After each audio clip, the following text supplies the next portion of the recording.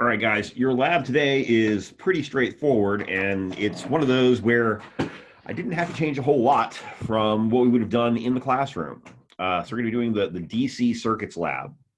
And what the DC circuits lab asks you to do is there are a set of four circuits that you're going to be asked to build in the simulation. And for each of those four circuits, you're going to do the math first. You're going to figure out what currents and voltages you expect through each of the resistors in this circuit that you're building. And then you're going to build it and see what result you actually get.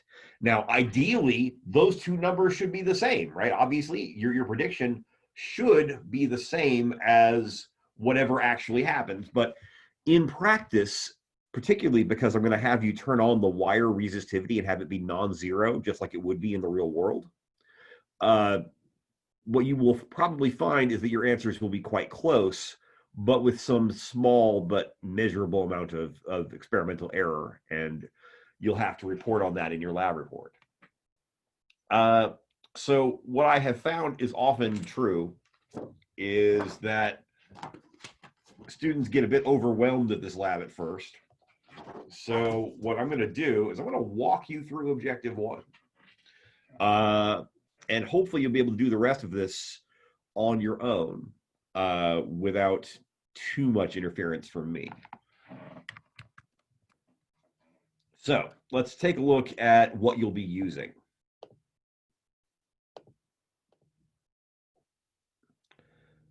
So I'm going to pull up the screen share first.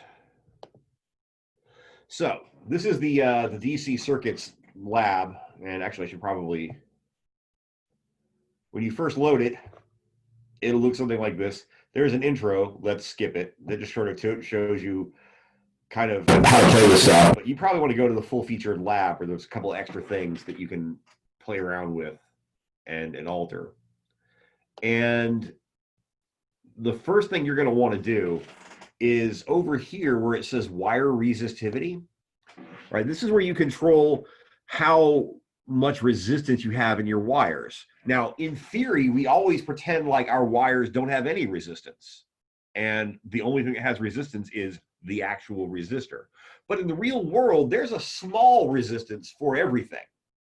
And so what I would suggest is right now it's set at tiny. I'm going to move it up to somewhere in the middle of the scale. I don't want to go full bore, but I do want it to be noticeable. So I've made that adjustment. And now what's going to happen is you're supposed to build a circuit. And in objective one, your circuit consists of three resistors with different values, all of them being connected in series. So how am I going to pull that off? I've got lots of little toys here on the side. And you'll notice there are two batteries. This battery here, if you tap on it, you can see that I can make this battery anywhere between 0 volts, which would be kind of stupid, and 120 volts. I can get a lot of mileage out of that. Down here, this is like a high voltage battery because this one can go all the way up to a mostly like ridiculous 100,000 volts. We don't need that much. That's crazy. However, I am going to crank this up to 120 volts just because by making that value larger, I'll be able to get larger currents for any value of resistance, and that's helpful. In the same way that you had multiple batteries, there's also multiple resistors. Here's one. When I tap on that, I can make that resistance anywhere between 10 or between 0 and 120. There's another resistor down here, and I think this is like a mega ohm resistor. Yeah, this defaults to 1,000, but I can crank it up to 10,000. So between those two, I can probably set my values to pretty much anything I want. I'm going to go and use these smaller guys here. And I'm going to pick 3 different values, and you can pick any 3 values you want as long as they're different. I'm going to go a little bit on the lower side.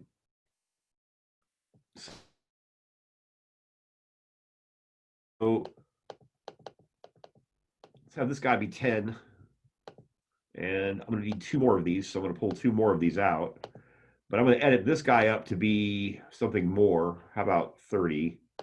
And this guy up here, let's put him up at 100. So that way I have, 3 very different sized resistors.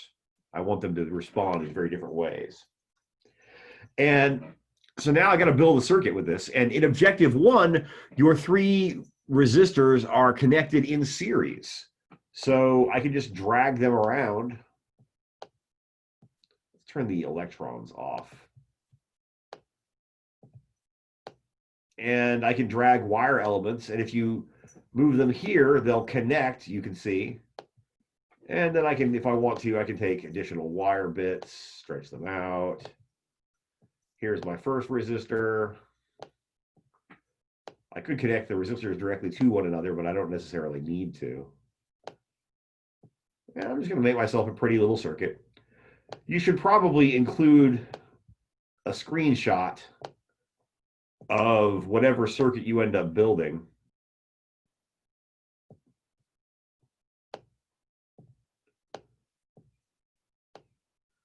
In your procedure section, it would probably be helpful. And so now I've got a complete circuit. So if I were showing the current again, what you would see is I've got electrons moving, or if I turn it to conventional current, you can see I've got current traveling clockwise as we expected. Remember, electrons are negative. That's why they were traveling the other direction. All right, so I've built that. Now, how much current do I expect to see in this little build? Well, we switch shares because you're going to have to figure that out.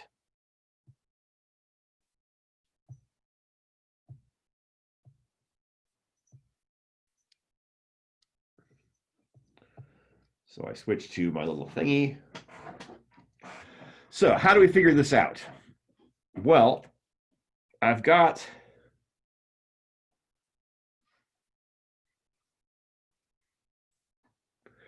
these 3 resistors with R1, R2, R3, and of course V total. And because I have 3 resistors in series, I know that for resistors in series, you just add them up. So R total should just be the sum of those 3 resistors for this objective. Now, what I can do is, because I know that V total should equal I total times R total, I can solve that expression for I total. That's going to tell me how much current I expect to come out of the battery. So I total ought to equal V total divided by R total. That's a value that I could calculate. Now, in a simple circuit problem like this, once I know what I total, my next step should almost always be to look at my circuit and ask myself, are there any resistors in this circuit for which I can say that any current coming out of the battery should have no choice but to go through that resistor? If so, the current in that resistor ought to equal I total. Now, for this objective, since these 3 are in series, any current leaving the battery is going to have to go through all 3 resistors. So for this particular objective, I know that I1 and I2 and I3 all have to equal I total. So there's my prediction. I now know what to expect for each of those 3 things. Now, what about the voltage drops across each of these 3 things? Well, Ohm's law should still be true for each of those. So V1 ought to equal I1 times R1, and V2 ought to equal I2 times R2, and V3 ought to equal I3 times R3. So you'll notice that what I've done here is I've managed to find a way to calculate all 3 of my currents and all 3 of my voltage drops, and I did it generically because that's what's going to have to go into my Excel sheet. So now let's do some math. So I'm going to go back to my screen share. And this time what I'm going to do is I'm going to start my data file. And I could pull a calculator out and do the math that way, but that's just doing too much work. Screw that.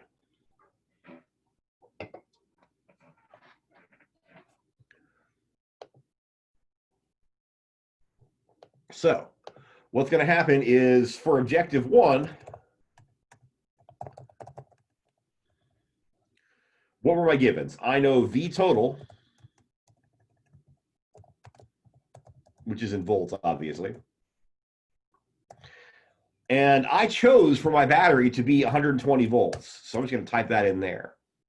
Now, I also have R1 in ohms, R2 in ohms, and R3 also in ohms. Now, what did I make R1 and R2 and R3? Let's go back to my sim real quick. And I made R1 be 30.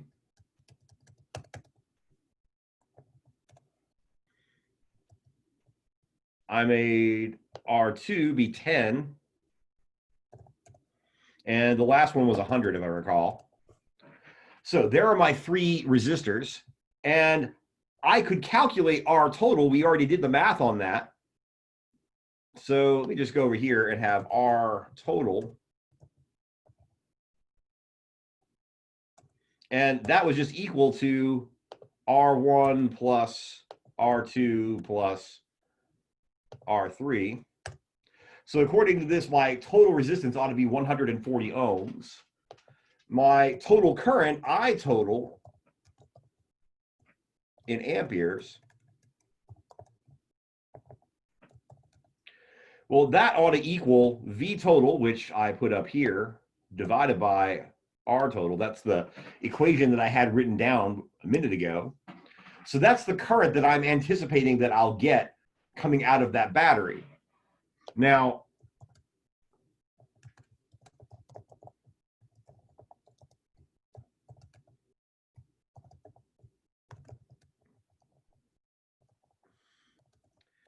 I'm anticipating that I'll get current in each of those 3 things. However, we said a minute ago that I expect that I1 should be equal to I total, and so should I2, and so should I3. And V1, well, this should equal I1 times R1. This ought to equal I2 times R2. And this ought to equal I3 times R3. So according to my calculations, my first resistor ought to have a voltage drop across it of 25.7-ish volts. The second one ought to be about 8.57 volts, and the last one should be about 85.7 volts. So I have ironclad predictions for all of my observable quantities for this circuit. So now, once I've done that, if I go back to my screen,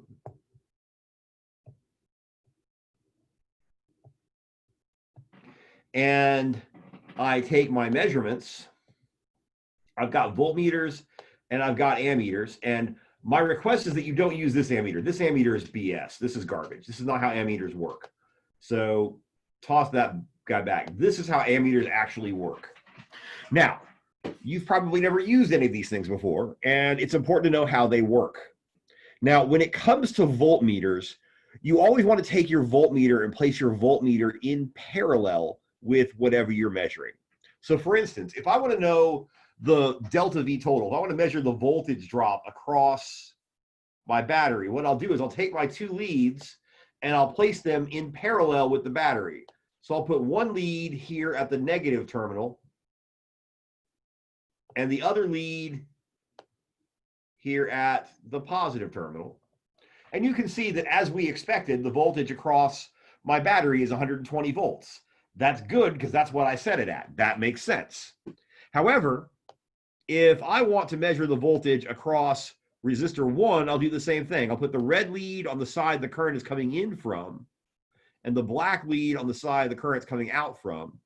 And you can see that the voltage drop that I'm measuring here is about 24.90. Now, what did I expect it to be? 25.71. So maybe over here, I'm going to have, these are my predictions. And over here, I'm going to have my observed values. And I'm lazy. Control C, Control V.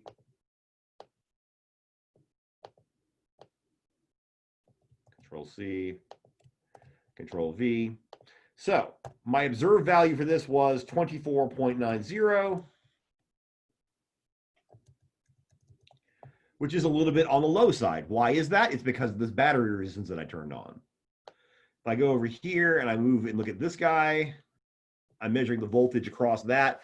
I get 8.35. I was expecting 8.57.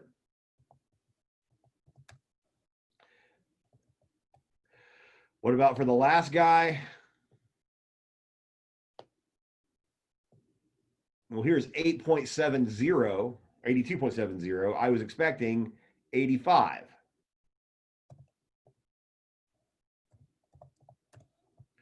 So you can see that I have some amount of experimental error that I could calculate.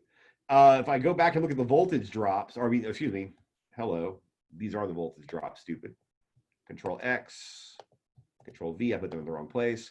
Now, what about the currents? The currents ought to be the same, but for the currents, I'm going to have to use the ammeter. And ammeters, unlike voltmeters, have to be in series with whatever you're measuring. So I can't just connect it across. Instead, what I have to do is I have to break the circuit someplace. I'm going to break it right there. And what I will do is I will insert this into the circuit like so. And you can see that I'm measuring about 0.83 amps. And since they're all the same,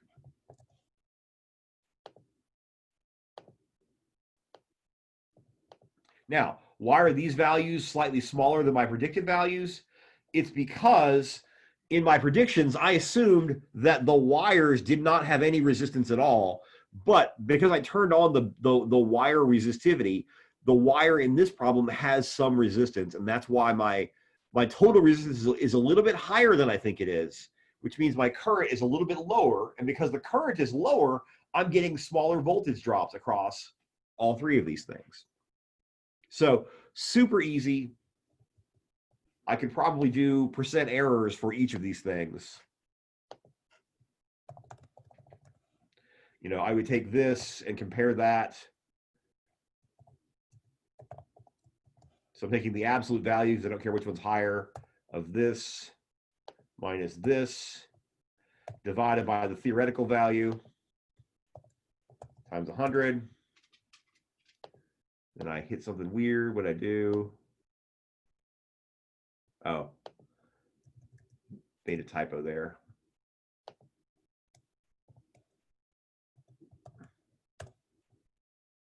Yeah. So you can see I have about 3% error in each of those current values. And by the same reasoning,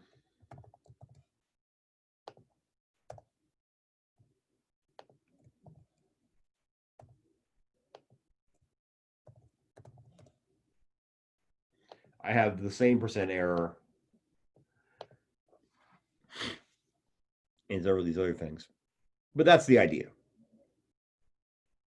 So hopefully what's going to happen is for each of the remaining circuits that you're going to be building, you'll be able to do similar levels of predictions. So what are the circuits you'll be doing? Well, here in the handout, here's objective 1. I literally just walked you through that, so you should be able to figure that out pretty well. Objective 2 is straightforward. You're going to have 3 different resistances. It says 12-volt power supply in the instructions, but you can pick whatever voltage you want. It doesn't matter.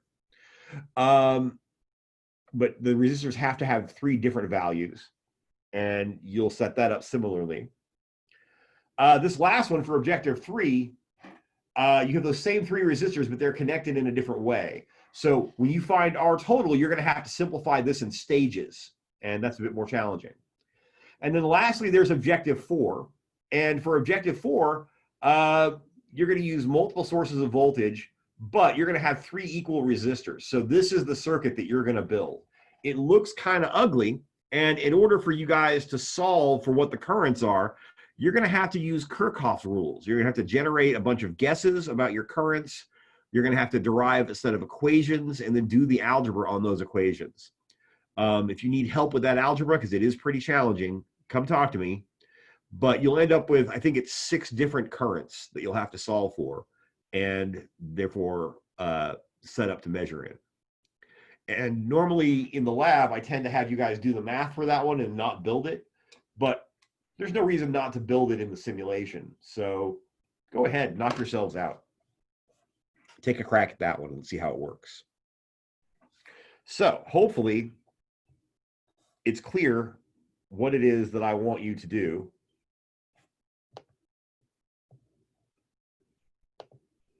Anybody got any questions? No.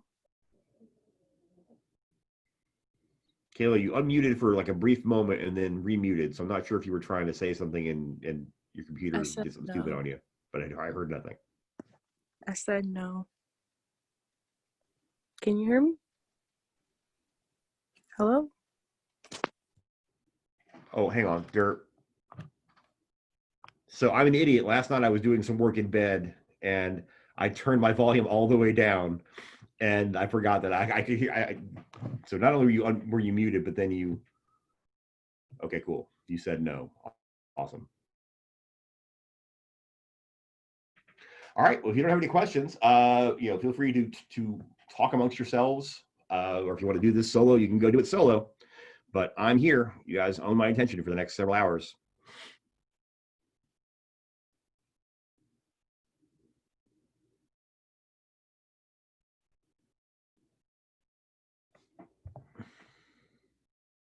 All right, I guess nobody wants my help while we're here, so I'm going to go ahead and kill this recording. Those of you who are not present in the flesh can see it later, and good luck.